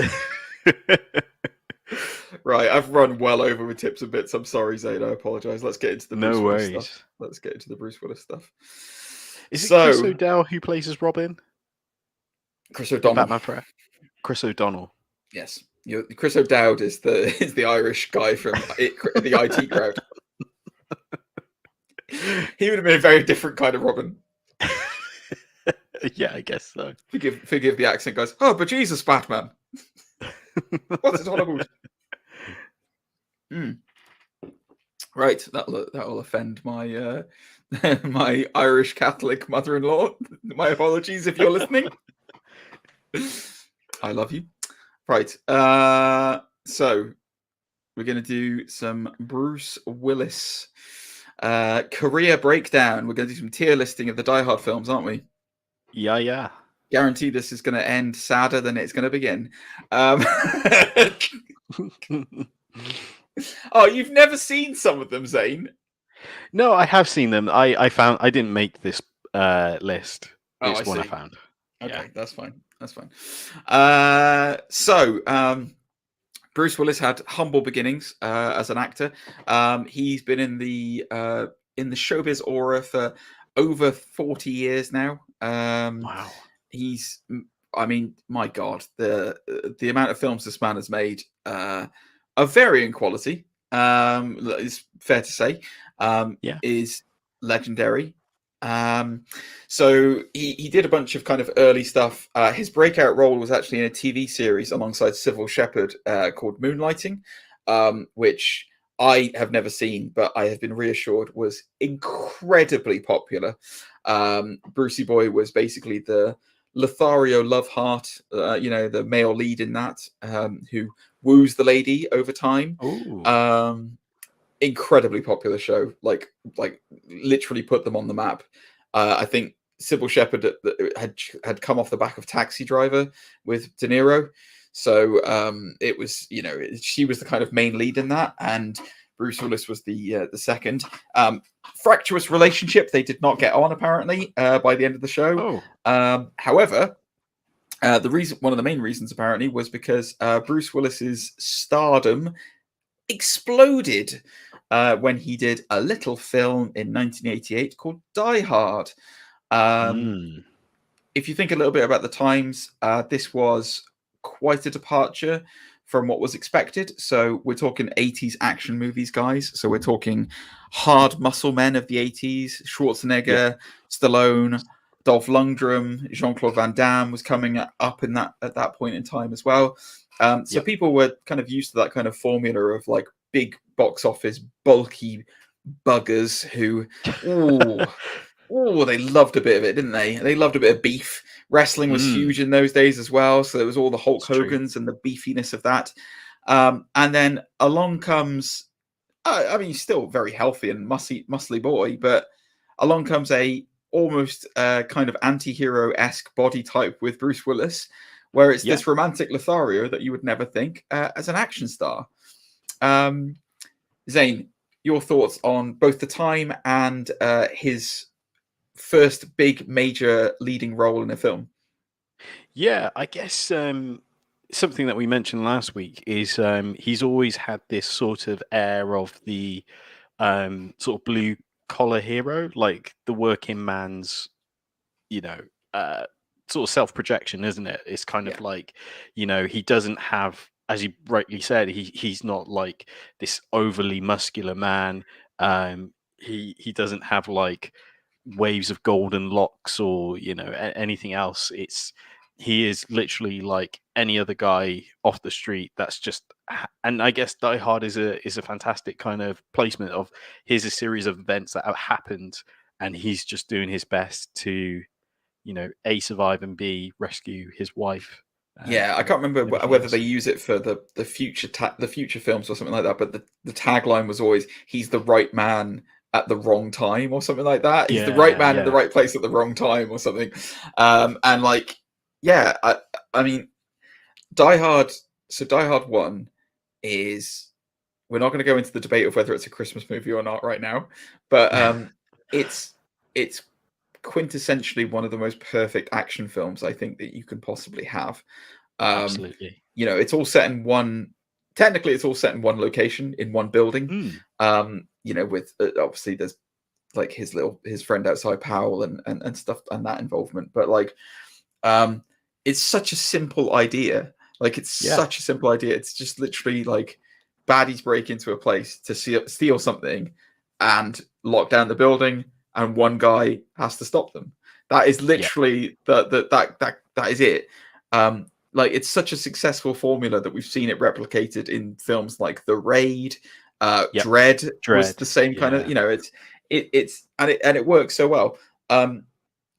There's something so inherently lovable about Bruce Willis in this film. Like, and he is a jerk at certain points as well. He is a real jerk to his wife at certain points, who, is just trying to be successful for the family and is trying to get ahead. And he's a jerk to her. But he's just so nicely lovable about it. Like, he's just so great. Alan Rickman deserves all the praise in the world as well for being a fantastic villain in this. We can't, God rest his soul, we can't not talk about him when it comes to Die Hard. Just basically set the archetype almost for English people playing foreign baddies in American films for a long period of time after this. For me, it redefined the action genre. It put Bruce Willis on the map. To a certain extent, it put Alan Rickman on the map as well. It's an S. I can watch this film any time of year, Christmas or not. I can watch it whenever. It is brilliant. Absolutely brilliant. I appreciate that there's a lot more to say about Die Hard, and we could go into a lot more detail about it, but we're a light entertainment show, folks. We're not here to analyze movies. Come on, geez, honestly, what do you take us for? So between kind of Die Hard 1 being a massive success, and it was a huge success, which I think was kind of a sleeper hit for the studios. They were not expecting it to be so successful. They suddenly panicked and decided, oh my God, we better do a sequel. So a mere 2 years later, from 1998 to 1990, Die Hard 2 came out. Now, Brucey didn't do that much in between that time because he was making Die Hard 2. So I think he did there's a film called Look Who's Talking, which is a film about babies. And he did the voice. He was Mikey in that. He did the voice for that. But that's all he did, and finish off Moonlighting as well. Moonlighting finished it during that period. And then we come to Die Hard 2. So I guess I'm not really sure what the like idea for Die Hard 2 initially was, whether they just thought, oh, we'll just go bigger and we'll make it bigger, because it's like, so instead of him being in a building in LA, he's in the Los Angeles airport. Yes. Yeah. William Sadler is the bad guy in it. William Sadler, who's famous for being Death in the Bill and Ted and the Bill and Ted Bogus Journey, and also the last one that I can't remember what it's called, whatever the last Bill and Ted's movie that they did was. That's so the guy who's the bad guy in this is also Death in the Bill and Ted movies. He's great. I think Die Hard 2 falls down quite a lot because the script is kind of rubbish. Yeah. It's a great cast. Like, it's really good. You've got William Sadler. You've got John Amos is in this as well as the kind of the guy who comes in and turns on them. We didn't talk about it in the first one, but you've got you've got William Atherton as well, who at that period of time, basically played the dick in every movie that he was in. So he's the guy who plays the pencil pusher in Ghostbusters, who comes in and shuts down the Ghostbusters. Yeah. Isn't he like the police that he like his boss, like the cop? Oh no, I know who you're talking about. Sorry, he's like the businessman. Yes. Yeah. So he's in Die Hard 1. In Die Hard 1 and 2, he's the reporter who like reports on the scenes, and he's just an absolute jerk. And then in Ghostbusters, he's the guy who gets he gets marshmallowed at the end, like where he just gets like all the marshmallow put on him. And in this one, he runs into Holly, who's in the plane. This one, Die Hard 2 is kind of frustrating in the sense of like, number one, if they shut down their airport, there's no way they wouldn't have diverted the plane somewhere else. So there's a big plot hole right in the get-go. It's like, why are the planes just circling? I don't understand. If they got that much fuel, surely they can fly just somewhere. There'd be somewhere else they can fly to. That's the first plot hole. If you want to write in and tell me how wrong I am with that, then please, by all means, do. I know there's a storm or something going on, and it was hard. Yeah, that's right. Yeah. Yeah, that's what does it. So I don't know if you knew that or not, Zane, but when there's big storms in the world, planes just stay in the sky. That's what they do. They have to stay in the sky. There's a blizzard. Exactly. It doesn't matter if they're running out of fuel or not. They have to stay in the sky. They won't. We all know that. You fly through a tornado. That's it's one of those movie sciences, and we all know that processes and flight paths are more important than human lives. So, they're going to stay in the air until they run out of fuel. They're not going to go to another airport. Just remember that. All right. And there's definitely not going to be enough. There's definitely not going to be enough reserve fuel in the tanks to fly them to another airport in that instance. Just remember that, guys. They're all I don't know if that's common knowledge, right, Zane, isn't it? It's like when you're on a flight, especially international or even domestic, they only put in exactly the amount of fuel they need to get from A to B, and not to accommodate for any other eventuality. No, because that'd be a waste, right? Exactly. It's climate change, guys. We're in a climate change circumstance here. It's 1990. We got to think about the future. Exactly, precisely. And they definitely were in the 90s. They definitely were. That's why so many people have neck problems now for those incredible brick phones. Anyway, so this film, I mean, it's just all over the place, isn't it, really? Let's be honest. It's not a great film. Yeah, I was going to say, it suffers from like pacing, I think, if I remember rightly. Like, it's just kind of like really up and down in terms of its pace and such. This was of course directed by Rennie Harlan. John McTiernan was the guy who directed the first one, and he also comes back for the third one. We're not going to talk about John McTiernan on this show because he's now in prison. However, Rennie Harlan is one of those directors who I think he's most well known for marrying Gina Davis. And making the appalling Cutthroat Island, which killed the pirate genre for probably 10 years before Pirates of the Caribbean came along. So he doesn't necessarily have the best history of filmmaking, Rennie Harlan, I'm afraid. I like there's a lot of things I like about this. There's a lot of things I don't like about this film. I can watch Bruce Willis as John McClane until the cows come home. I adore him. Yeah. He's fantastic. He's a big plus for this film, and he really does carry this film. Like, really carries this film. William Sadler as the bad guy is fantastic in this. He just doesn't have enough to do and enough time to spend. There's also some weird editing in this film, and it's just, I don't know. It's just a weird amalgamation and mesh of things all together. So for me, speaking personally, and I don't want to put this in your head, Zane, but I'd put it at a C. It's watchable. It's not great. It's nothing compared to the first one. Like, if I sit down and I have a choice between whether I'm going to watch Die Hard 1 or Die Hard 2, I'm going to watch Die Hard 1. But you know what I mean? It's like, it just wasn't as good. It's still watchable. It's still very watchable. And if you're watching them in an ensemble, still well worth watching. It's just not great. Yeah, it's like you said. It's am I right in thinking this is set at Christmas again as well? It is. Yeah. I think if it's not Christmas, it's during the winter period. I'm not sure if it's actually. There's a lot of snow and stuff, isn't there? Yeah. It is in that period. I just want to go through some of the films. Would you like to hear some of the films that Rennie Harlin has directed? Yes, please. So, we've obviously got Die Hard 2 that we've talked about. Cliffhanger, the Sylvester Stallone rock climbing film. Yeah. Cutthroat Island, as I have mentioned, which he directed in 1995. He directed Deep Blue Sea. Oh boy. Yeah. Now we're really getting to some quality things here. Exorcist: The Beginning. I don't think I've seen that one. He directed 12 Rounds, the John Cena WWE movie. No way.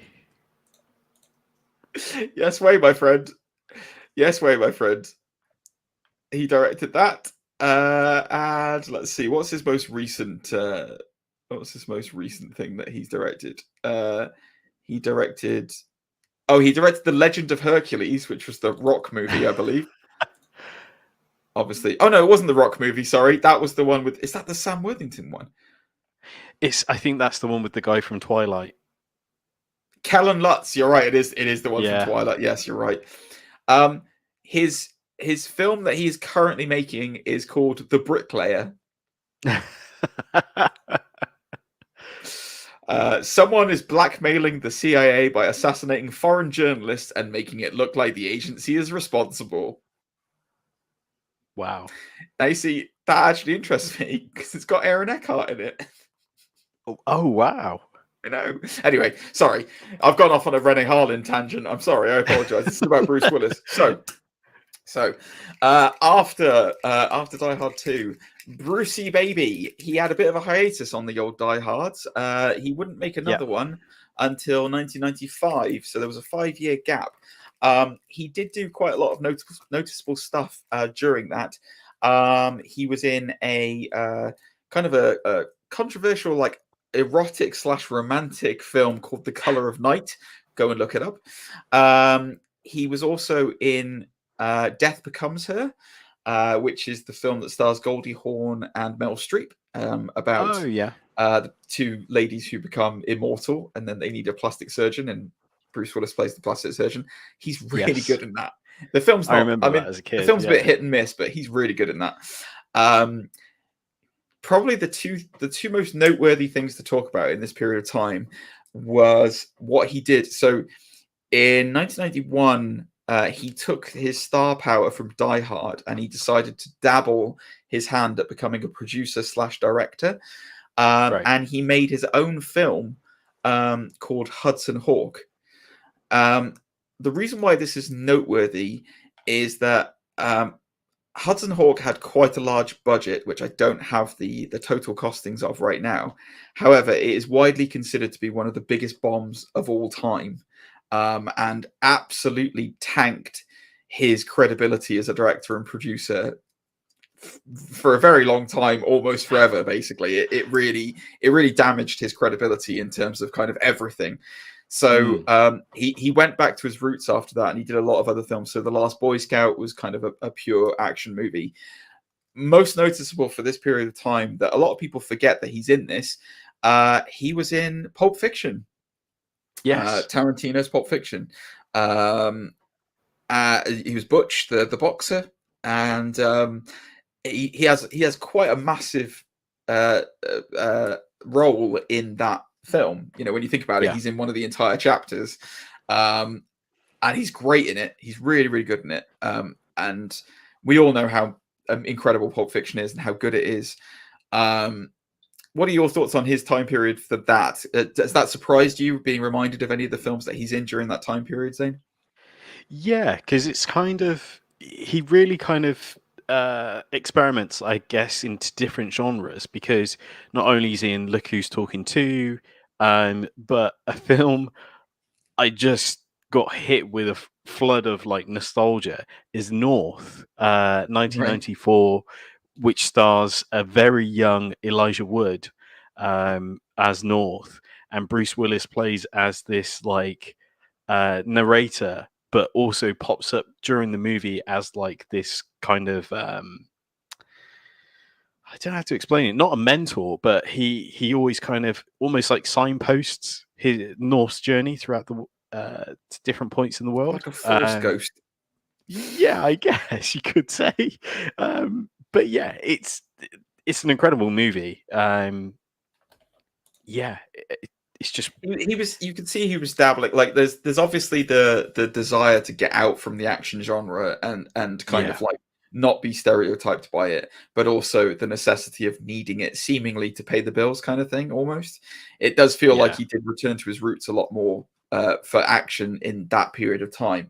Because let's not forget, Tarantino was he was not what he is today in 1994. So Pulp Fiction was a wild bet, as to whether or not it would actually be successful or not. So because by that time he'd only done Jackie Brown. No, he hadn't even done Jackie Brown. No, Tarantino had before Pulp Fiction, he'd only done Reservoir Dogs as a director. That's the only film he made. Pulp Fiction was his second film. He'd written True Romance, starring Christian Slater, and got a lot of credit off the back of that, as well as doing Reservoir Dogs.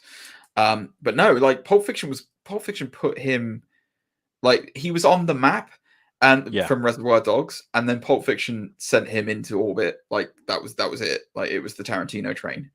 Yeah, I can see what you mean. Like, after that, then you've got Dusk Till Dawn, then Jackie Brown, Kill Bills, etc., etc. Wow. Yeah, Kill Bill was only his fourth movie that he directed. That feels mad. I know. It is mad. Like Inglourious Basterds was like his 10th movie as a director. I mean, not writing. Yeah. So yeah, it's crazy. Anyway, pulling it back to Bruce Willis. So in 1995, Brucey Boy, he got roped back into it by old John McTiernan, and he came back for, well, it was Die Hard, but my God, was it with a vengeance. Die Hard with a vengeance. So here's where I'm going to need you to be a bit objective on this one, Zane. Okay. Die Hard with a Vengeance is my favorite Die Hard movie. Okay. I adore this movie, and I will tell you a personal story about why I adore this movie. So back when I was a young boy, I saw Die Hard with a Vengeance before I should have done. I was too young. I was probably 11, maybe 12. And I immediately, this was my first Die Hard movie that I'd ever seen. This was the first one for me. I watched them out of order. So I saw Die Hard 3, then I saw Die Hard 1, then I saw Die Hard 2. And I used to, when I was sick from school, back when I was younger, I would basically lay myself out on the sofa with a blanket. My mum would make me tomato soup, and I would watch Die Hard with a Vengeance on repeat. And it would always make me feel better. There is something about this film that is so, it appeals to me so incredibly. And I've tried to work it out over the years. It's not just the fact that Bruce Willis is excellent, because he is excellent as John McClane. It is his raison d'etre. It's what he's known for. It's what he's good at. Sam Jackson in this film, Samuel L. Jackson, is I always swore, is a tour de force in this movie. In Zeus. He is incredible and just so funny and so well cast. It's so good between the two of them. Like, it's incredible. Yeah. Not to overstate the fact that Jeremy Irons as the villain in this is the only person they could have got that would have been better is Alan Rickman. Which is appropriate because he's playing his brother. So I love this film. Like, I absolutely adore this film. From the big set pieces like the train, like the subway bombing in the first quarter of the film, to like the ridiculous truck surfing scene, which would never happen, but it's so watchable. I love this film to death. So for me, speaking personally, as a fan, I would put this up as an S. However, objectively speaking, I understand that it's probably not as good as the first Die Hard, which is why I'm here with you to say, ground me, darling, ground me. Okay. Here's where I sit on it. It feels like a true sequel to the first movie. As you mentioned, it's the same director, so that would be the case. But obviously, there's a lot more that ties to it. Again, with Jeremy Irons playing as Alan Rickman's brother. You know, we know time has passed as well because there's a mention of House Holly and the kids and such, and he's just kind of like chain smoking in the back of a truck. That's the opening of this movie. Being a jerk. It's still being a jerk. Yeah. In a vest. Yeah. Because he's just waking up from a hangover and not fully clothed. This also has so the other thing that I love about this film as well, I have to be very careful with how I go into the details of this because it could cause some breaches on YouTube, so I'll be very careful. But it has the greatest made-for-TV version of any film I've ever seen, where they replace certain things with certain other things. So I'm not going to say what the original said, but there's a billboard that he wears through Harlem, which is extremely offensive, and it has been set up by the bad guy to get him killed. And in the TV edit, they change it from what it originally is to "I hate everybody," which is it's pretty offensive. But there you go. And then the MF word is changed to melon farmer, which I thought was particularly good. You melon farmer. There's a lot of other ones, but yes, I love the made for TV versions. We don't get that anymore, Zane. I miss those days. No, we don't. No, they just get edited. Exactly. It's a very bombastic movie as well. Not only, as you mentioned, the flooded tunnel that they surf trucks with, but I'm thinking like set pieces where they jump off a bridge to get on a boat. Yes. Or do they zip line down? No, they use a cable. They use a cable from the front of a car, which eventually the car then gets pulled off the bridge and they fall. Yes. And then McClane gets a string of cable into his shoulder, and it's just like stuck in him. There's a couple of really interesting points about this. So I because I love this film so much, I have deep dived a little bit on this film. So there's a couple of noteworthy things. So that if you have the DVD copy of it, there's a director's commentary by the writer of the film. Right. It's fascinating because did you know no. This film was never actually written as a Die Hard film? What? So the original screenplay, that was taken was for a film called Simon Says. And the film was going to be about a serial killer who makes this person who was the hero wasn't really defined. It was just kind of like a shell, like a generic cop or whatever might be the case, or a doting dad or whatever. And the idea was that the serial killer would make the guy jump through hoops in order to not have people die. That was the whole point. And then the studio came to him and they said, "We really like your script. We really like what you're doing with it. How would you feel about making a Die Hard movie?" And he was like, "Well, that sounds cool, but I've already got this script." And they're like, "Well, why don't you use that script and do it into the Die Hard movie?" And then the guy was like, "Well, nothing links, nothing really sets up that it's a Die Hard movie." And then apparently he had a brainwave and he was like, "Wait, what if I make the serial killer Hans Gruber's brother? And the reason why he's doing it is to get revenge on McClane." And they were like, "We love it. Do it. Let's do it." And that was it. So it was never written as a Die Hard movie. It was written as this serial killer, crime drama called Simon Says, which then morphed into Die Hard with a Vengeance. That's amazing. Yeah, it's cool, isn't it? It's really cool. Yeah. I encourage everyone, because there's an alternative ending as well. Have you seen the alternative ending to this film? No, I don't think I have. So that for those of you who have not seen it, there's a big helicopter fight at the end of Die Hard with a Vengeance where McClane electric cable, which blows up the helicopter. The original ending, Simon gets away with it. He escapes with the gold and leaves the United States and goes back to Europe with all the money. Like, he literally wins. McClane with the little, so it's similar as the way he tracks him down with the aspirin bottle. McClane uses his detective skills, traces the Nice. aspirin bottle, finds Simon, and then the two of them have like a talking scene across the table from each other where it becomes a weird Russian roulette. But he's got it's really weird. He's got a Chinese rocket launcher and he's doing a Russian roulette with the Chinese rocket launcher. I'm not making this up, guys. Go and have a look. It is the deleted end scene from Die Hard with a Vengeance. It's a Chinese rocket launcher, which he does a Simon Says riddle with McClane. And that was the original ending, was McClane going and finding him and murdering him. And they originally didn't like it because it showed McClane to be really like ruthlessly malicious and sadistic. And they were like, we can't do that. So I will say right now, they definitely made the right choice with the ending for this, because the ending's really good. Like the ending's really good.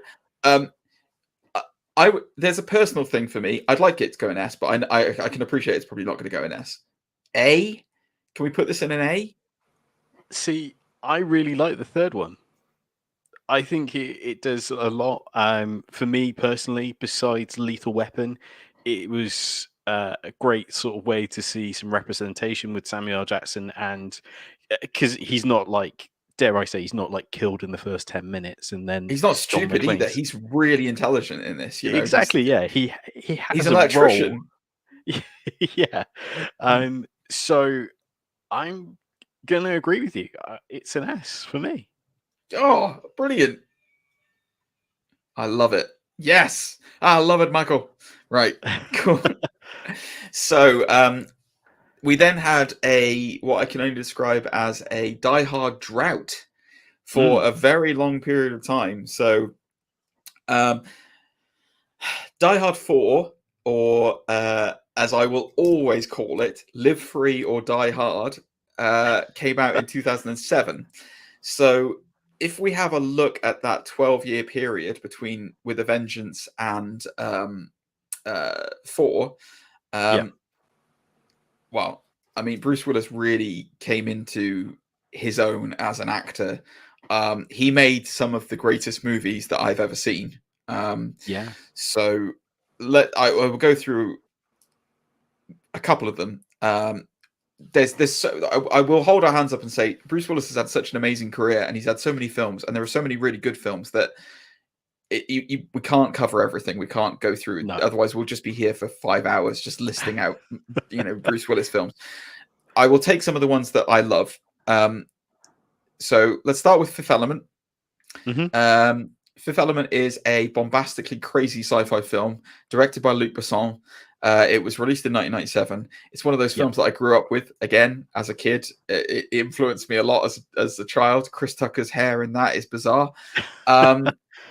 He is kind of stereotypical muscle man taxi driver in that film who saves the day. Look, hold my hands up. It's not incredible. Like, Luc Besson wrote it when he was 17, and you can tell. But it's very good for what it is, and it's fun, and it's really nice, and it introduced the world to Mila Jovovich, which is always a good thing. True. And I really like him in it as Corbin Dallas. And it was very influential on me when I was growing up. What was one of the films that you liked from him during this period, Zane? And we'll bounce off each other for a little bit before we get on to Live Free or Die Hard. Bruno the Kid is something that stands out to me because I remember watching it. Have you not? No, I didn't see it when I was growing up, but go ahead, tell me about it. Sorry. The whole premise is that there's a kid who's also a spy, but his parents and family don't know, so he goes on these like world missions. It's a bit like James Bond Jr., but again, he does it all in secret. But what was crazy is that he was voiced by Bruce Willis, this A-list movie star. That's wild. Yeah, doing a kids TV show, which was crazy. Some other things to kind of mention: Armageddon, of course. Yeah, you can't not mention Armageddon. I was going to talk about that. And speaking about Michael Bay again, obviously he's gone from a big dumb robot movie to a big dumb rock movie. Yeah, again, it's kind of. I mean, that is a Unbreakable is Unbreakable Armageddon. Sorry, I was going to talk about Unbreakable next. Armageddon is one of those films where it's like it's your classic disaster movie, isn't it? Where the hero comes good, and it plays into his strengths of white collar hero, or sorry, blue collar hero. Sorry, doing good and saving everyone. Some of the things that I want to talk about whilst we're kind of in this period of him is the divergence that he took from his regular action roles, and started to show off his chops in a variety of different roles. So The Sixth Sense, you cannot not talk about The Sixth Sense, where he plays Malcolm Crowe. He is the psychologist to Haley Joel Osment's kid. Obviously, the twist at the end at the time was mind-bending and sent everyone crazy. We look at it now as a trope. A trope, exactly. But at the time, it was like, oh my god, no way. He is phenomenal in that. And I'll tell you the bits that he's really phenomenal in, and this is the part that he doesn't get enough credit for, is the depiction of his marriage breaking down. Because when you watch it the first time, there's several scenes where he is not with Haley Joel Osment and he's with his wife in bed at a restaurant. He's met her at these places, and the scene plays across as like she's furious at him, she's done, she's out of the relationship, and he's so hurt. Like you can see the pain inside him as he realizes there's nothing, even though he's a psychologist and he understands people's minds, there's nothing he can do to save this marriage, and you can see it and you can feel it. And then you watch it back after you know the twist, and you realize she's mourning him for being dead, and he's sitting across from her and she's not hearing anything he's saying, and it's like, oh my god. And you have to play that, it's like the thing with The Usual Suspects, where you can watch the film through the first time, find the twist, go back through, and it's completely different, like in terms of how you watch it. And like you have to play that just right for it to do that kind of duality, and he does it so well, and he deserves so much credit for it. If you'll afford me one more, because I have to talk about this film because it doesn't get enough credit. 12 Monkeys. 12 Monkeys came out in 1995, so it was hot off the heels of Die Hard with a Vengeance. It was directed by Terry Gilliam. For me, it's my favorite Terry Gilliam film ever. I know a lot of people like Brazil, but this film is just insane. And it's kind of one of Brad Pitt's breakout roles as well. Brad Pitt's in this. So for those of you who don't know, 12 Monkeys it's technically a sci-fi film about the future, where the end of the world has happened. A virus has broken out and destroyed humanity. Bruce Willis is then a time traveler who is sent back in time to find out what caused it, because it was supposed to be tied to the army of the 12 Monkeys. They were the ones who were supposed to have released this terrible virus that has eradicated all human life, pretty much. There's only small pockets of people who still are alive. So the film plays out as Bruce Willis is already unstable in the future because of the circumstances. Then he gets sent back to the past, and everything is kind of normal in the past. Obviously, he's from this ravaged world. Does he stay in the past does he stay in the past and live out his life? Does he go back to the future to save everyone? The weight of all this burden on him, plus just him being called crazy because he knows the end of the world is coming, and how it plays out. And it's incredible, guys. If you haven't seen the film 12 Monkeys, please go and watch 12 Monkeys. It's so good. It's so well done. And he's incredible in it. Like he's just so transformative in it that you wouldn't believe that's John McClane. Like it's crazy. So yeah, I mean, there's so many more films to talk about. Do you want to do a quick mention of the one that we were talking about right before we started this to talk about transformative, which was Hartigan? Yes, Sin City. Sin City is a bizarre. It's bizarre in ways because it's a series of short stories, isn't it? and follows certain characters and certain actors. So, as we were discussing before this, the breakout from this movie was Mickey Rourke in this, but the last story in this is Bruce Willis's Hardigan, which is the whole idea of it's kind of classic Frank Miller. If you haven't read Frank Miller's work before, he likes to do the sort of older, down the road sort of hero. So, for example, he's famous for making an older Batman in The Dark Knight and Dark Knight Returns. So there's lots of parallels in the movie and such, like with the heart condition and such. Yeah, he's supposed to be. I think Hartigan is supposed to be an over the hill cop who. The idea is that so his story kind of sandwiches the piece together. It's a horrible story, but it's basically Hartigan has to stop a paedophile and a child molester called Yellow Bastard, and he well, I mean, I don't need to go into the details of what he does.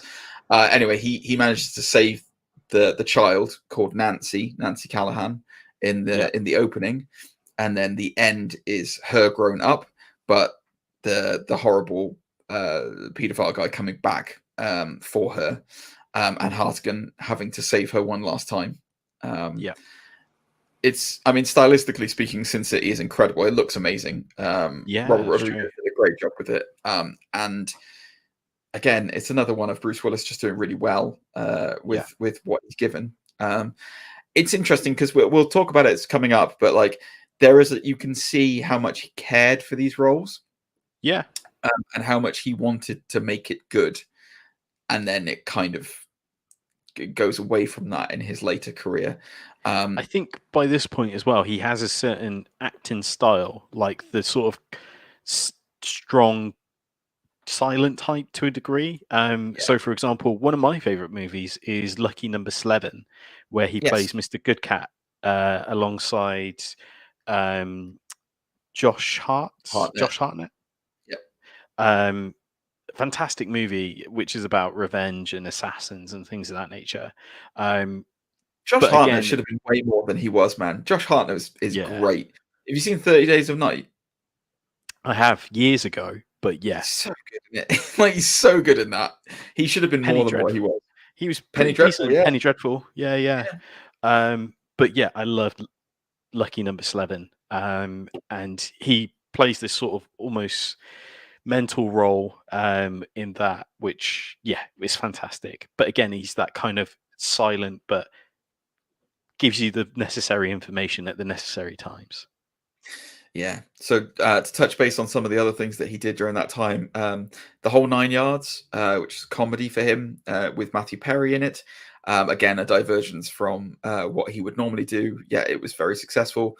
Unbreakable, where he did a superhero film again. Not again, that was his first superhero film, really. But kind of an alternative take on a superhero film by Shyamalan, which was great. It was very good. Again, playing the conflicted kind of dad. He's very good at playing conflicted characters and that are everyday men who get put into situations that they shouldn't necessarily be put in. Absolutely. But yeah, so let's look at Live. Have you seen that? I have seen Surrogates. Yes, I have seen that. I have seen that. I wasn't going to talk about that, but yeah, you go ahead if you want to. That's after this though. That's after Live Free and Die Hard. No, that's fine. It is after. You're right. No, carry on. So Die Hard 4, 4.0 in some countries, or as I will always call it, Live Free or Die Hard. It was a return to the John McClane character 12 years after the previous one. The whole story revolves around John McClane is an analog man living in a digital age. He don't know how to use tech, whereas Timothy Oliphant, as the bad guy in this, does know how to use tech. But don't worry, McClane's got a little buddy along for the ride with him in the form of Justin Long, who knows all about that tech stuff, baby. Some really noteworthy stuff in here. Mary Elizabeth Winstead is in this as John McClane's daughter. Oh wow, I didn't realize that. Yep, it's one of her first roles,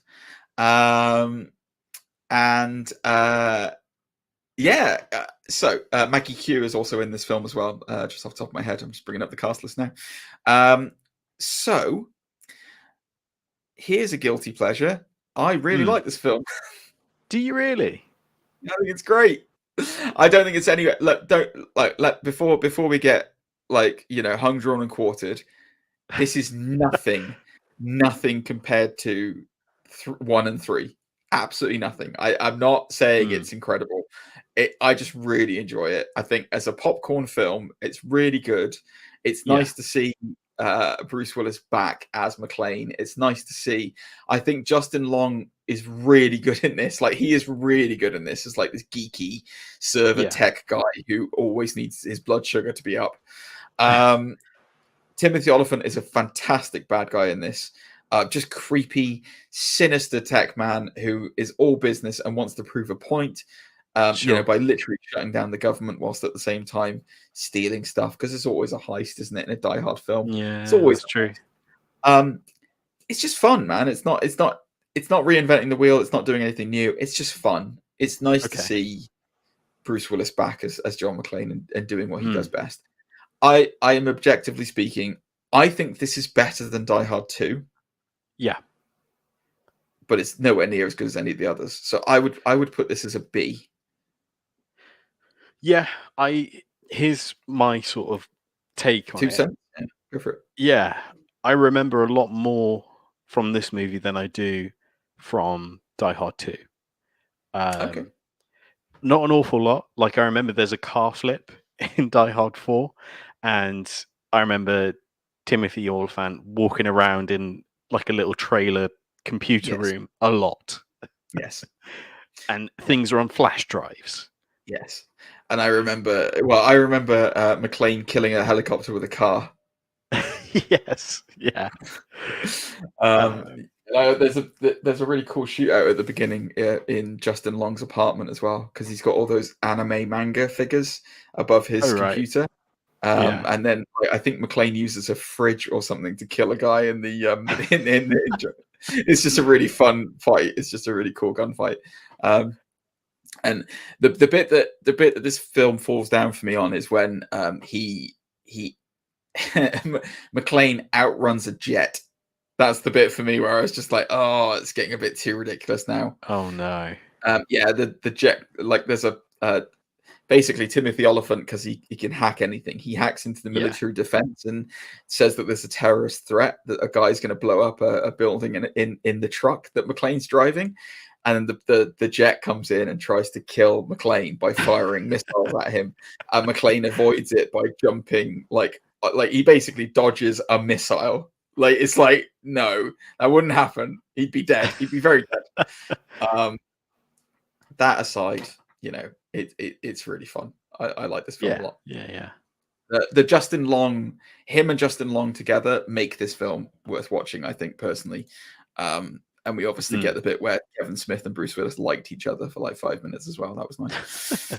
I remember the Bob Fett line in this from Kevin Smith, where he's like, he's the coolest character in all of Star Wars. Is he though? Is he though? I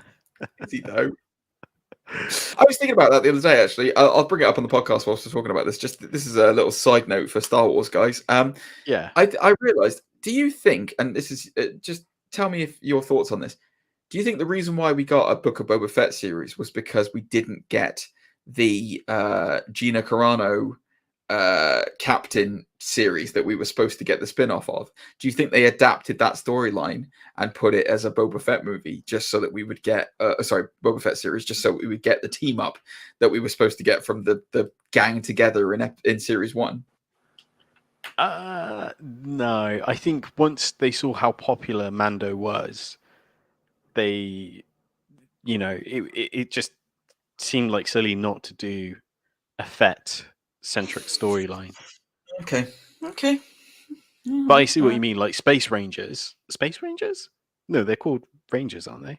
Yes, they're just called Rangers, not Space Rangers. Yeah, but yes, it just felt like the story was very put together and rushed, whereas the final two episodes, the final 2 episodes or 3 episodes, can't remember how many there were, but the final 3 episodes seemed really fleshed out, like they knew exactly what they were going to do once the story was established. Yeah. And then, I see what you mean. Yeah. You could have cookie cutted in any character, and I wonder if they just went, Boba Fett, do him, Bob Fett.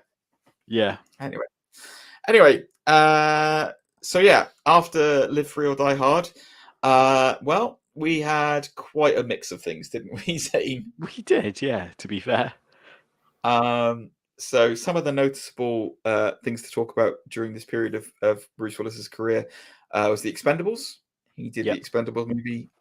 Wasn't in it very often, but not the first one anyway. Cameos, really, weren't it? Cameo in the first one. He was in Red, which is about retired, basically retired special agents. Yeah, exactly. Which really popular. It was really popular, and it's very good. I enjoy it. I enjoy it a lot. He did the Expendables 2, which I think he was in Expendables 2 a lot more than he was Expendables 1, from what I can remember. But the really noticeable thing to comment on in this one, and it is noticeable on his CV, was Looper. He did Looper during this period alongside Joseph Gordon-Levitt. Looper is a time traveling story about bounty hunters, basically, and hitmen, the way that they assassinate people through time. And it's directed by Rian Johnson, who obviously later went on to direct the extremely divisive Last Jedi and Knives Out, which everyone loves. Looper's fantastic, man. Looper's really good. Now, forgive me for saying this, but this, I think, for me, is the last example of Bruce Willis where he really cared about something and acted his socks off in it. As far as films are concerned, I'm not talking about music, because I know that he's a blues artist and he loved doing, he's got a blues band and he loved that kind of stuff. But Looper was the last one for me where I was like, oh man, he's really good in that. What are your thoughts on this period of time? This is when we start getting into the difficult conversation of like, I don't really know these films because they're all on like video on demand or like just to pay the bills kind of thing. But Looper does stand out to me. What about you, Zane? Yeah, Looper's good. It didn't set my world on fire. It was a great concept and such. I guess there was the rumors going around about in terms of like his contract obligations, like he only does 1 day of shooting by this point, right? Yeah, like at his house. and such, which is why films like G.I. Joe Retaliation, which I'm gonna admit I did enjoy the first G.I. Joe movie, but with his presence it felt very scarce and very sort of limited, because he's supposed to, the whole idea is that he's the original G.I. Joe, the first Joe. But he, as you said, it's much more cameos, really, isn't it? Like one-off paydays as quick as he can get them, kind of thing. It's sad. Really blame him by this point, because I mean it's 2013 when G.I. Joe came out, like, and he's been doing this beyond 88. So certainly. Well, let's get on to the stinker then, as you've said, it's 2013, which is A Good Day to Die Hard. Right. This film, honest to God, I think I remember 2 scenes of it. Yeah. And that's it. It's that missable. It's awful, this film. Oh God, who's the son in it? I can't remember what the son's name is. Jai Courtney. Jai Courtney. Yeah, Jai Courtney, who, unfortunately, with the one exception of Captain Boomerang, Jai Courtney just seems to attract bad roles. Like they're going out of season. It's honestly, there's only 2 scenes I remember in this. There's a scene with like the lead baddie taking off a catsuit. Yeah, and I was like, oh, she's pretty. And then there's a scene right at the beginning between John and Jack McClane, because obviously Jai Courtney's playing his son. They're all grown up and they're having a bit of a bant off at the beginning. That's it. That's all I can remember about this film. F. Put it in an F. It's terrible. It's awful. Worst title as well. Who came up with A Good Day to Die Hard? Genuinely terrible. I think they didn't want to number it because there's this whole conversation about putting numbers on things age it, don't they? So they didn't want to say this is the 5th movie. Yeah, which was great when they did Die Hard 4.0. Exactly. Yeah, it's really bizarre. It felt kind of gimmicky as well because at the time this was like in 3D. There's a whole sequence with a helicopter that chases them like a one continuous. I think it's supposed to give the idea of a continuous shot, but obviously it's not. But it's supposed to be again this sort of 3D experience. Also, I think it came out like Valentine's, so Yes, it was trying its best to kind of make good on a. I mean, this killed the Die Hard situation. franchise. This literally killed the Die Hard franchise. After this, there were no more. So, yeah, it's not a good one. Not a good one at all. So yeah, I mean, after that, there's a couple of noticeable things to mention. He obviously did Red 2. He did the second Sin City. He did Glass, which was the Split. Okay, Split. Yeah, Split was a cameo right at the end, but yeah, Glass he was actually in, but again, not really like for much of it. I mean, it's kind of from there on in, he did a lot, Cop Out after Cop Out with Kevin Smith and stuff like that. It was kind of, I think it killed his love for cinema a little bit, I think, and he just didn't. All the rest of his films are kind of Netflix based films that were very much kind of like him just turning up, saying some lines and then leaving. There's no real passion for it anymore. And, I wonder how much, knowing what we know now, looking back, I wonder how much of that was him suffering from this neurological disorder that he apparently has that has caused him to retire. Sure. And it's a really sad thing, man. There's no two ways about it. For those of you who talk about, and we're I'm just as guilty of it as anyone else, but him phoning it in and stuff like that. Bruce Willis has been one of the most bankable and incredible action stars over the last 40 years, and has genuinely made some of the most fantastic both action movies and just genre-defining movies as well. When you think about things like The Sixth Sense, when you think about things like 12 Monkeys, Armageddon, like these are genre-defining films that people look back on today and go, oh, we need to put that in there because it was in that film. Die Hard is without, as far as his acting roles are concerned, in terms of kind of notoriety and what brought him to the table, Die Hard is his crown jewel. Like John McClane will sort of forever be synonymous with Bruce Willis. I guess the other side of that as well is that he brings a lot of himself into that role in the same way like John Cena brings a lot of himself in Peacemaker, and it's not, well, you know what I mean. It's a like weird example to use. Well, Robbie RDJ to Iron Man. Yes, like he brings a lot of himself. That's a much better example. yeah. John Cena brings a lot of himself to Peacemaker, the racist, murdering white man who walks around in his underwear a lot. But the charm and comedy side of it, sort of thing, is what I meant with Peacemaker. And I guess it's kind of the most recent thing in that sort of an actor bringing themselves to a lesser known sort of character or role. I think with actors, there was always an element of themselves that they bring because acting is wearing a mask. However, with McClane, it was much easier for him to become McClane because he was so easily. It fitted him so well in terms of kind of who he is. He's a very laid back man who enjoyed playing blues music. Like that's his real passion. He's released several albums over the years that you can buy and listen to. He's not a bad singer. Like music is his probably first real passion, which is ironic. Then he became an actor and was not known for it. But like his acting talent in 12 Monkeys, in Unbreakable, in Sixth Sense, like amazing. Like he's amazing in them. Like they're brilliant films, and he's had a fantastic career. And I'm sorry that he had to go out this way because it's you know, obviously he's still with us, but like, you know, just retiring from film and stuff. It's sad that he'll never get another, you know, really like, you know, meaty kind of like good. We'll never get another good, really great Bruce Willis performance where you're like, wow, like he knocked it out of the park with that, you know.